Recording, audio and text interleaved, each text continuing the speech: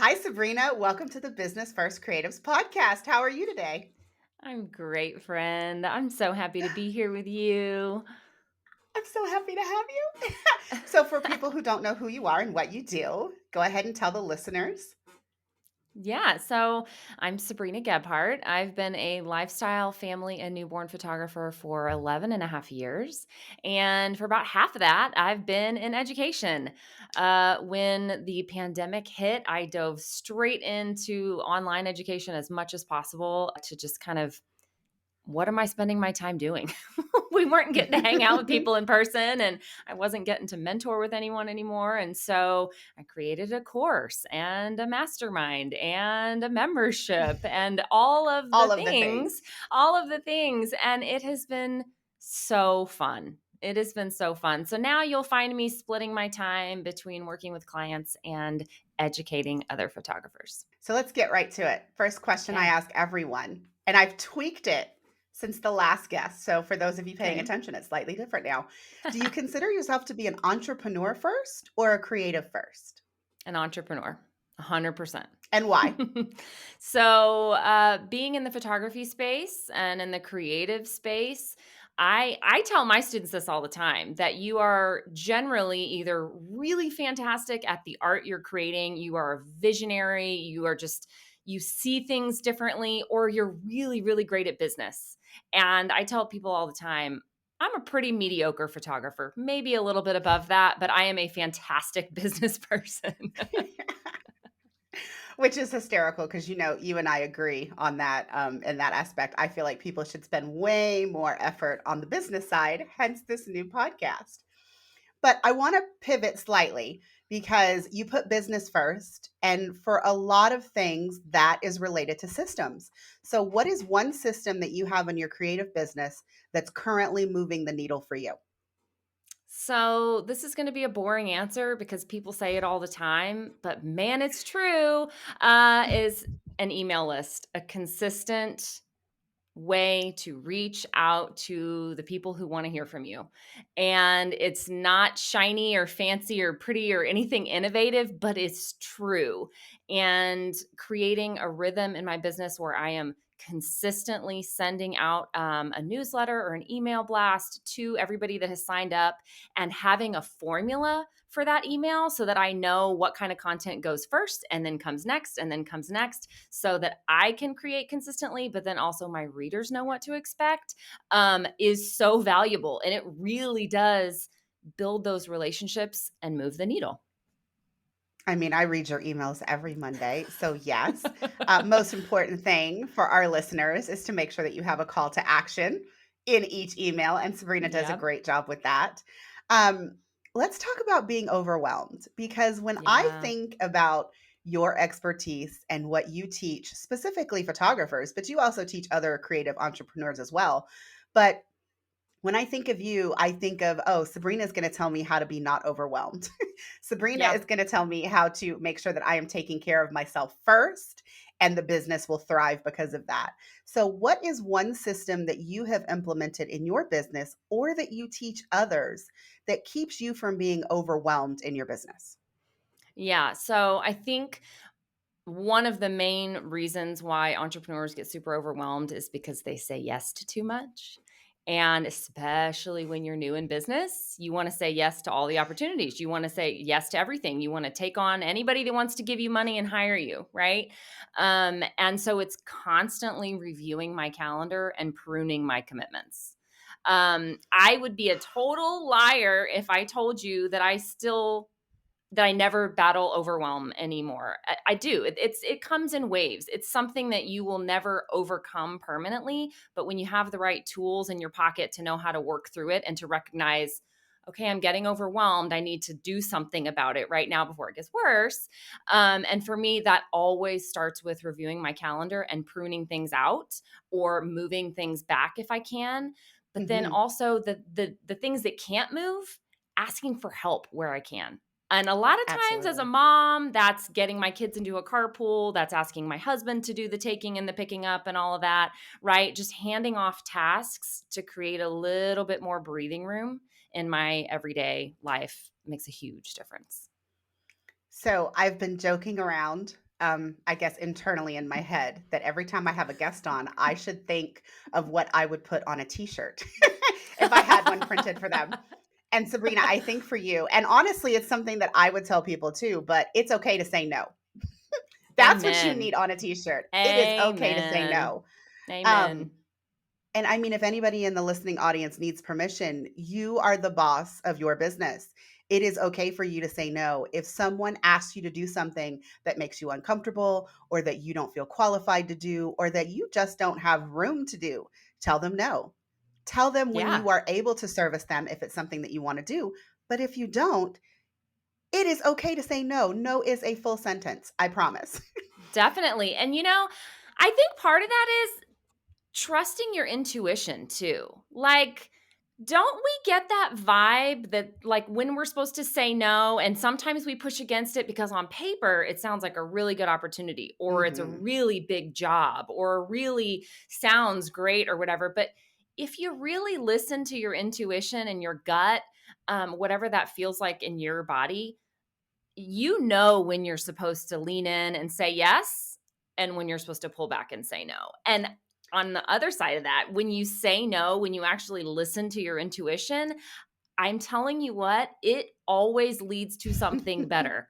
Every single time the Single universe is time. like, you did a good job, and now I'm going to reward you with this. Absolutely. I mean, because I think that everyone has felt that. It's like, you see it in the Facebook online groups. It's like, I really wanted to say no, but I went ahead and I said yes, and now I really regret it. And, Yeah. or I just should have said no. I should have trusted my gut. That is something that Yeah. we read a lot.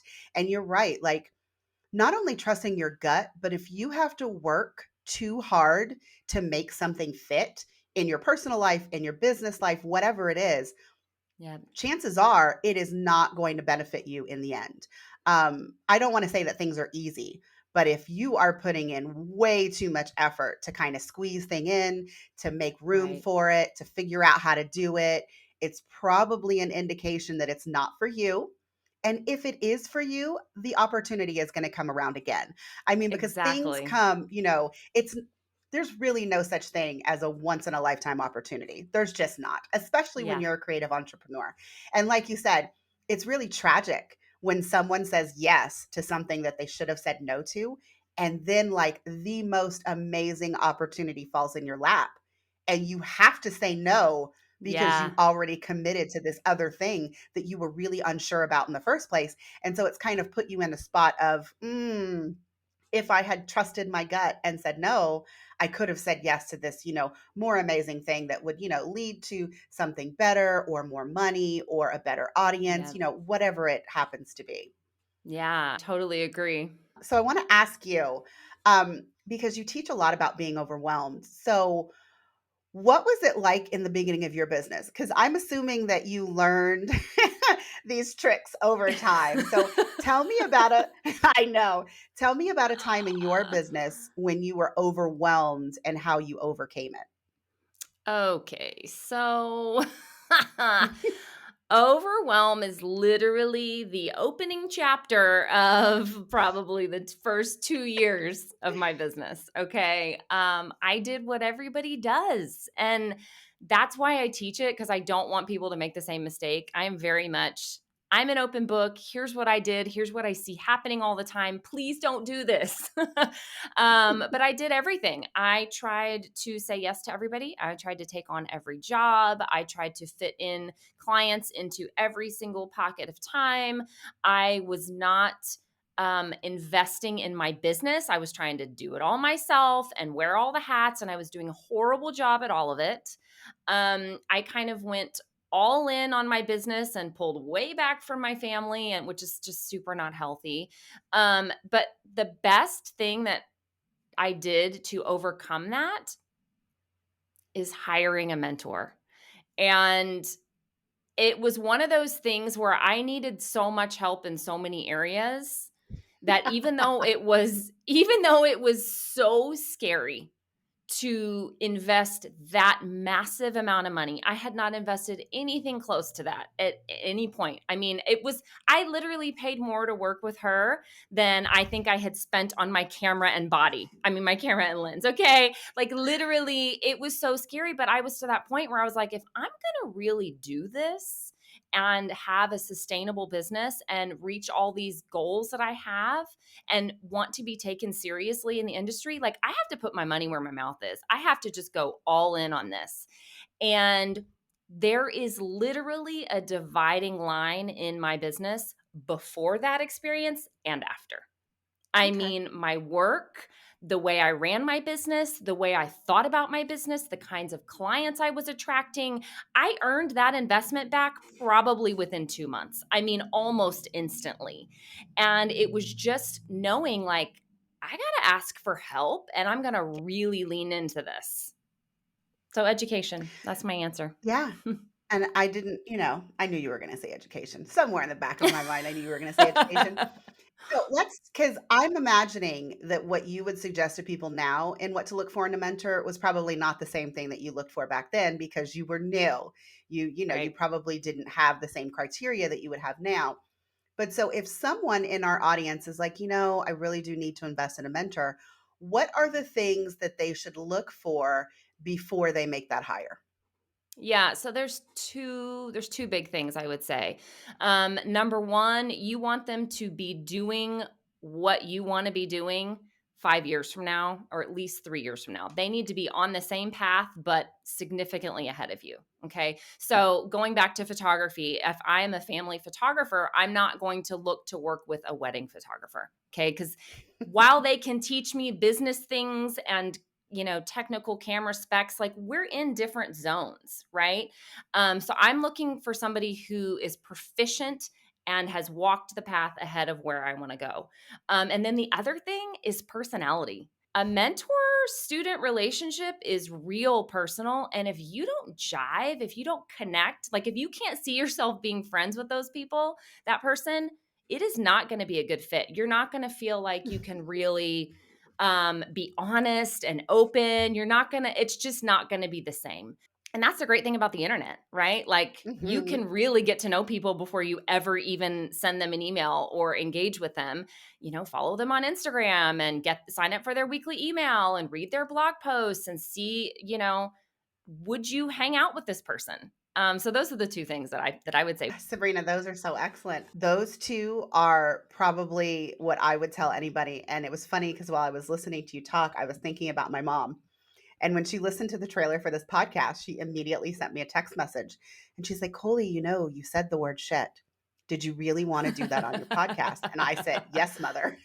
I don't want photography clients or business Right. clients that don't jive with the fact that I cuss a lot. I was like, that is part of my personality. I Yep. make sure that, before anybody hires me for any service, that you have the opportunity to see me in multiple venues and find out a lot about me. Because, like you said, mentor student relationship is important. But when I go into people's houses and I photograph them for anywhere Yeah. between 3 hours to 14 hours, or if I'm present at your birth because I got an inquiry for a birth today, we have to get along. We have to have personalities that, as you said, jive well. Because once I'm in your house, I mean, I'm there for a while. And at least with the family photography clients, like, I'm anticipating that we are going to have a long-term relationship. And so it is very important to me to, like, put myself out there as much as I possibly can to make sure that you have the opportunity to get to know me before you hire me for any of the services that I offer. Right. So Right. I'm with you on that, Sabrina. And the 3 years, ahead, I think that you and I might come at this as a different perspective than other people because we both really enjoy doing in-home sessions. And at least, Hmm. I mean, this is not just for photography, this is any entrepreneurship, but particularly for that, I don't know that I would want to do a long-term mentorship with someone who only photographs people outside and they go through all of the styling tips and the location choosing and all of those things because those are things that I don't have any intention of ever doing. So, yeah, making sure that personalities match, making sure that they are successful in what it is that you want to do long term, And just making sure that, I don't want to say that your values are aligned because that's a different thing, but like in terms of the services, making sure that what it is that you intend to offer is something that they are going to be able to give you a lot of valuable advice towards. So, I mean, the thing about the calendar. So I want to go back. I know because you know me. I think that what you say about white space on calendars is amazing. So, in terms of not being overwhelmed, if someone is brand new to the industry, or, let's say that they're a newish business owner, 1 to 2 years in, what is one tip that you can give those creative business owners that will help them from drowning in their business? Yeah. So, you need to take time for yourself on a regular Hmm. basis. And when you are a new business owner, you push really hard against that because you're like, no, all of my free time needs to go towards this baby that I'm trying to grow, and this thing that I'm really passionate about and I love. And that's great. But what I have experienced and what I see happen with people all the time is that burnout happens real fast. Like you can literally go from I'm fine one day to the next day, you are crying in the shower, so overwhelmed and burnout. It can happen in a flash. And so putting the systems in place, having time off on a regular basis to kind of regroup and take time away from your business. Let your brain think about something else. And I for sure don't mean vacation all the time. Okay. Like going to Disneyland is awesome for you because you've worked that into your calendar. But for the people that are like, I can't do that, that's cool. This can just be taking time every week or every other week. But what I teach my students, most of my students are moms. And what I teach them is this is not, I'm not telling you to take a family day. Okay. Hmm. Because that is still a high pressure situation. If you're like, yeah, I'm going to take a day off from work, but we're all going to go to the zoo and have a picnic and then do this and then do this, you're not actually unwinding. Okay. You're still in a high pressure mom situation all day long. Did everybody nap? Did we have snacks? Did we get there on time? What about parking? What about this? Right. You're breaking up, fussiness with siblings and taking the dog for a walk. It's still a lot. I'm talking taking time for yourself, just for yourself as a human. Like, what do you Hmm. need? Okay. And what the kicker, the way I teach this is not putting anything in that spot on your calendar. So actually leaving it blank. That's why I call it white space. So a lot of people are like, well, what if I make an appointment to get my hair done or a mani-pedi or brunch with my bestie or whatever? Those are all great things. And those can all totally fill your cup. But the dynamic of waking up on Friday and seeing that you have an appointment on your calendar, that adds a level of pressure. Even if you're excited about it, even if it's something that's refreshing to you, you have to get ready for said appointment. You have to leave at a certain time. You have to deal with parking. You have to make sure you brought your debit card. You have to, whatever it is, okay? Like there are things that add a little bit of pressure to it. And the whole point of building white space into your calendar is releasing the pressure valve, like taking some of the pressure off. And so I encourage people to leave the space blank. Okay. Whether it's every Friday morning or every other full Friday or whatever it is, leaving it blank and waking up that morning and saying, what do I need today? If it's a manicure, cool, go get one. You didn't wake up with the franticness of, oh my gosh, I overslept. I have to get to my appointment. Like serving yourself with what you need. Maybe you need to go back to bed. Maybe you wanna read a book. Maybe you wanna go day drink by the pool with your friend. Like, whatever it is, whatever you need is fine, but allowing yourself that time and not feeling guilty about it. I want to ask you a question because this Yeah. is really interesting to me. And think about it, you've been in business for 11 years. And so, how has that white space changed from when you first started, or let's say after you worked with that mentor? How has your white space changed from then until now? Like, how often do you have white space? What's a good ratio for you currently in your business of white space to, activities as a mom and a wife, and then your business activities? Yeah, so, first of all, I did not do white space until, like, almost 5 years ago. Okay.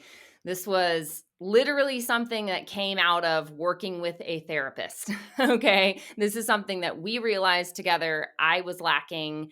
And as I started to implement it in my business and in my life, it made a huge difference in all the things. Okay. And it was Mhm. after a deep season of overwhelm and burnout. Like, so this came out of therapy situation. But I teach about it because it was completely transformational to the way that I look at my schedule now and the way I run my business. And I've seen it help a lot of other people as well. But how it changes is definitely seasonal. Okay. So in the fall season, it looks different than in the summer season Mhm. when the kids are home, and it looks different than in the winter months when things are quiet. I'm constantly reevaluating what I'm going to need.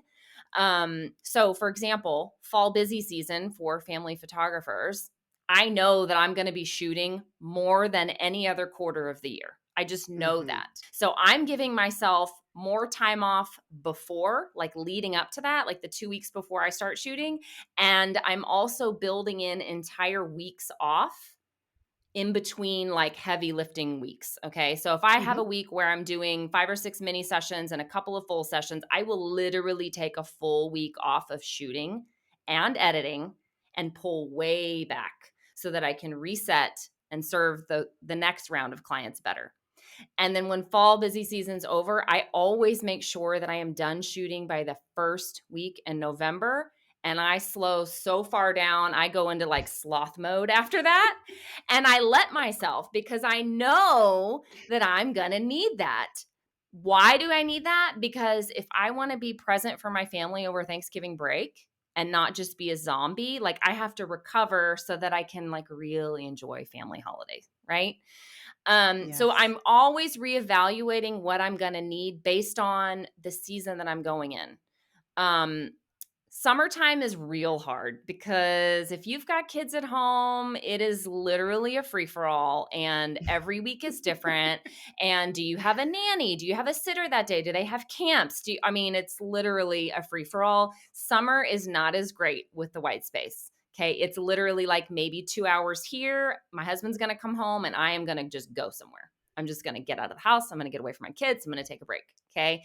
Um, Summer's more about like the family vacation unplugging, right? Like we're going to Mhm. the beach next week. I'm not going to work. I'm going to pull way back. You'll see me on stories, but like that's it. I'm not going to be working, right? But I'm really intentional with literally taking a hot pink Sharpie in my heavy lifting seasons, like so basically the school year, and I will Mhm. block off. Okay, this day is white space, this day is white space, this morning is white space, this afternoon is white space. And I have to take the Sharpie, Colie, because if it's not there when a client In reaches hot out to pink. me in hot pink, I'm like, oh, look, that day's open. Even though I have a million other, you know what I mean? I'm saving myself from myself. Yes.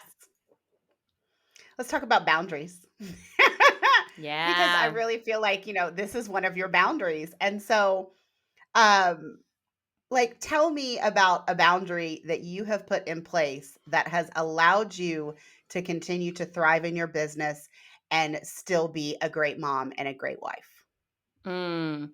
So there are a few things. This is my first answer is going to be right up your alley because it is canned email responses that I have prepared for certain situations, and they save my future self from myself, right? So it is the I'm sorry, I'm not available canned email, right? It is the thank you for that inquiry. I don't do that. Here's a list of people who do email, right? So it's writing those emails so that in the moment, people pleaser Sabrina isn't inclined to be like, well, I'll just, I'll just so I have those things written because I know that I don't want to shoot this thing. I don't want to take more than 2 sessions a week. I have capacities for things. And so I have a bunch of canned emails written for a bunch of different scenarios. And that has served me really, really well. The other thing, like I've already touched on, is having the flexibility to reevaluate what I need and what my business needs depending on the season. Okay. And not just physical season of the year, but like season of life. Like what I needed Yes. when my kids were toddlers is very much different than what I need now. Some is better, some is worse, okay? But they've changed, and so being flexible and knowing that, like, I can change the rules whenever I want. I can 'Cause you're rewrite the the boss. boundaries. I'm the boss. I am making this thing work for me and giving myself that flexibility. And also being willing to say, you know what? These are the boundaries I had set up for myself in this month. And that didn't actually work out too well. So I'm going to shift to something else over here. Just constantly reevaluating, like, how does your business feel? Not how is it on paper, not how many people are on your email list or how much money you're making. How does it feel? I think a lot of people don't ask themselves that question. Yeah. I think it goes back to like, if someone asks you, is your business successful? What does that mean to different people? Because I know a Yeah. lot of people that would just be like, oh, my calendar's full and I'm paying myself the amount of money that I need. But if you have that, that's great. But if you're absolutely miserable when you get up in the Yeah. morning to work with a client, or if your daughter has a volleyball game that unfortunately you have to miss because you forgot to put it on your calendar and you've already scheduled this work commitment. So yeah, I mean, asking how your business feels, and definitely for the different seasons in life, because I've been giving this a lot more thought recently. I feel like I'm almost at the point to where I'm going to stop chasing toddlers. Like 10 years ago, it was great to like be on the floor all the time and be photographing the toddlers and all these. But as I evolve as a business person, as my season of life changes with my kid about to go to middle school, things are very different now than they were when I started my business or even halfway through 5 years ago. So I do think that all of us should basically sit in a quiet room and figure out how our business makes us feel to make sure that what we consider to be successful goes beyond the numbers, because the numbers are great, guys. It is great Yep. to have a business where you can pay yourself what you have established you need. But beyond that, I really hope that everyone takes the time to think about what it takes to build a business that actually makes you happy, because none of us decided to quit our 9 to 5 job or our corporate job or whatever you were doing before you were an entrepreneur, if you did something else, to then be this entrepreneur and be miserable in a business Right. that you are in charge of. Because again, if you walk away with nothing from this conversation, I hope that you get that both Sabrina and I are telling you that you are the boss of your business. You Yes. get to say no, you get to make decisions. And if you make a decision that is no longer serving you, serving your business, serving your family, it's time to reevaluate. And Yep. that's okay. Yes. And I mean, I tell people that all the time. Just because your business started as this does not mean that you are stuck there. Okay. That is Mhm. the beauty of being an entrepreneur. You can literally pivot as many times as you want. Okay. Making it exactly what you want, because you're right. Like, we're not working for some crazy boss unless you are the crazy boss. Okay. Um, like, we need to be thriving, and everyone's definition of success is totally different. My definition is different than your definition is different than his definition, and that's okay. Making it so that your business is successful to you. Maybe I don't want to make as much money as Colie. Maybe I want more time off. Or maybe I want to make more than her and I'm okay with working a little bit more and not going to Disneyland all the time. Okay? Like, everybody but you have to know what your definition of success is. So not just sitting in an empty room and processing how do I feel, but also what is success to me, so that you have that marker of, okay, this is what I'm aiming for. This is how many sessions I want. This is how much revenue I want. This is how much vacation time I want. This is the kind of people I want to work with. You know, um, you've got to have that bar. You've got to know where you want to go, right? So this is my last question, and it's got a bad word in it. I apologize in advance. But I'm asking all of my guests to tell us about your biggest systems fuck up that cost you and what did you learn from it? I knew you were gonna ask that because I've heard the other podcast episodes, and I love that you asked this. First of all, it's so on brand for you. So I love that. But I actually have 3, but they all have a common thread, okay? So, here's what they are. Number 1, and we already touched on this, but waiting too long to hire a mentor, was huge. And it was a scary leap, but in hindsight, my business skyrocketed. And so you put that in reverse. Had I invested sooner, I could have skyrocketed sooner, right? So who knows what Yes. that cost me in stress and lost income and all of that. The second thing is right up your alley. I hung out with a really crappy CRM for a really, really long time, even though I knew I needed to change and I knew I needed to change and I just didn't want to. And I pushed back on that. And it ended up being a complete pain in the ass when it was time to finally switch. So, that kind of goes back to what we said earlier, like trust your intuition, right? Like when you Yes. know it's time to do something, just do the thing already. And then Mhm. the third is, and I'm currently in the middle of this story right now, but for years, for the first part of my business, my URL was sabrinagebhardtphotography.com. And as I started to lean into education, I knew that I needed to drop that photography from the URL and just make it sabrinagebhardt.com. But again, I waited and I waited and I pushed back and I pushed back and I lost all this valuable SEO time and all that without getting into the logistics of websites and transitioning URLs. It's an Mhm. awful process. I should have ripped the band aid off sooner. And I waited too long. So, as you can see, my theme throughout is Don't hesitating wait. and not doing something when I knew I needed to. That's fear. That's not trusting your gut. That's not being confident in your business decisions. When you know it's time to do something, just friggin' do it already. Yeah. I think that's great advice, and you know that I am in the same boat. I come across so many people who have decision paralysis because they're scared to make the wrong decision, that they just sit in their indecision for way too long, and it really does affect both your business and your life. And sometimes you can quantify that, like, oh, well, if I'd done this sooner, I could have made this amount of money sooner. But also sometimes it's just, if I had made this decision earlier, it would be easier to run my business. I would have more time to do the other things in life that are important to me. So I love that we are ending the podcast with this. And Sabrina, I always love chatting with you, but if any of our listeners want to find out more information from you, where can they find you?